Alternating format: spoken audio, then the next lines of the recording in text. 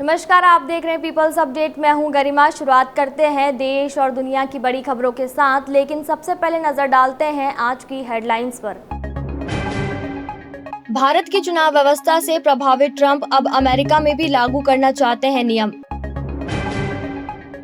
राम मंदिर चढ़ावा चोरी केस में बड़ा अपडेट, चंपत राय और अनिल मिश्रा को एसआईटी ने दी क्लीन चिट। लाडली बहना पर 1.14 लाख करोड़ खर्च, मोहन कैबिनेट ने 5 साल योजना जारी रखने को दी मंजूरी। भोपाल में टैक्सी हड़ताल से यात्री परेशान, ऑटो वालों ने मांगा 1.5 गुना किराया। भोपाल किशोर हत्याकांड की खुली परतें, मुख्य आरोपी समेत 5 को हिरासत में लिया। अमेरिका के राष्ट्रपति डोनाल्ड ट्रंप भारत की चुनाव व्यवस्था से प्रभावित नजर आ रहे हैं। उन्होंने अमेरिका में मतदाताओं की पहचान से जुड़े नियमों को सख्त करने की बात कही। ट्रंप ने अपने सोशल मीडिया पोस्ट में भारत के मुख्य चुनाव आयुक्त ज्ञानेश कुमार का जिक्र किया। उन्होंने बताया कि ज्ञानेश कुमार ने अमेरिका में बिना वैध फोटो पहचान पत्र के चुनाव होने को लेकर सवाल उठाया है। ट्रंप ने भारत के पिछले लोकसभा चुनाव का उदाहरण देते हुए कहा, करीब 64.6 करोड़ लोगों ने वोट डाला था और 1% से भी कम लोगों ने डाक से मतदान किया। उन्होंने कहा, अमेरिका में चुनाव व्यवस्था को मजबूत करने के लिए सेव अमेरिका एक्ट को लागू करना जरूरी है। इस कानून में अमेरिकी चुनाव व्यवस्था में कई बड़े बदलाव प्रस्तावित हैं। अयोध्या के राम मंदिर में चढ़ावे की चोरी के मामले में श्री राम जन्मभूमि तीर्थ क्षेत्र ट्रस्ट के पूर्व महासचिव चंपत राय और ट्रस्ट के सदस्य अनिल मिश्रा को बड़ी राहत मिली है। उत्तर प्रदेश सरकार की ओर से बनाई गई एसआईटी ने अपनी जांच पूरी कर ली। रिपोर्ट में दोनों की इस मामले में कोई भूमिका नहीं मिलने की बात सामने आई है। एसआईटी की अंतिम रिपोर्ट अब ट्रस्ट को आगे की कार्रवाई के लिए सौंप दी गई। जानकारी के मुताबिक रिपोर्ट में 8 आरोपियों के नाम शामिल है, जिन्हें पहले ही गिरफ्तार किया जा चुका है। चढ़ावे की चोरी का मामला सामने आने के बाद चंपत राय और अनिल मिश्रा की भूमिका पर सवाल उठे थे।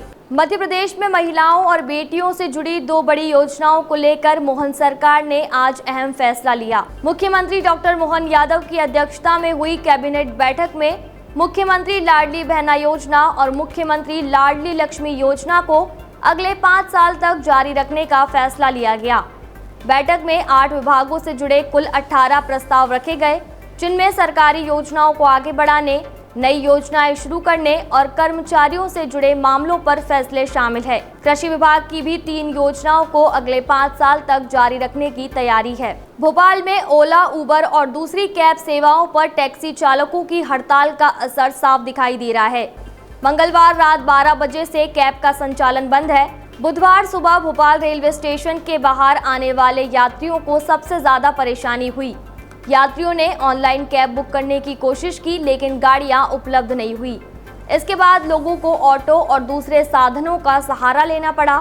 कई लोग सामान के साथ स्टेशन के बाहर काफी देर तक इंतजार करते रहे। टैक्सी चालक संगठनों ने 19 अगस्त को बोर्ड ऑफिस चौराहे पर धरना देने का ऐलान किया। संगठन मुख्यमंत्री और परिवहन मंत्री को ज्ञापन सौंपकर अपनी मांगे रखेंगे। भोपाल में 17 साल के किशोर की हत्या के मामले में पुलिस जांच में कई चौंकाने वाली बातें सामने आई है। पुलिस के मुताबिक आरोपियों ने पहले किशोर से दोस्ती की और फिर उसे बहाने से अपने साथ सुनसान जगह पर ले गए। आर्च ब्रिज और किलोल पार्क के पास पहुंचने के बाद पीछे से एक नाबालिग ने उस पर चाकू से हमला किया। इसके बाद बाकी आरोपियों ने उस पर हमला किया। हत्या के बाद आरोपियों ने कथित तौर पर अपने सरगना जोहेब से वीडियो कॉल पर बात की। इसके बाद युवक का प्राइवेट पार्ट काटा और शव तालाब में फेंकने की बात सामने आई है। पुलिस ने मुख्य आरोपी जोहेब खान, आमिर कुरैशी और 3 नाबालिगों समेत 5 लोगों को हिरासत में ले लिया है। पुलिस ने पूछताछ में हत्या की साजिश और पैसों के लालच से जुड़ी जानकारी सामने आने की बात कही है। फिलहाल इस बुलेटिन में इतना ही। देश और दुनिया की तमाम बड़ी खबरों के लिए देखते रहिए पीपल्स अपडेट।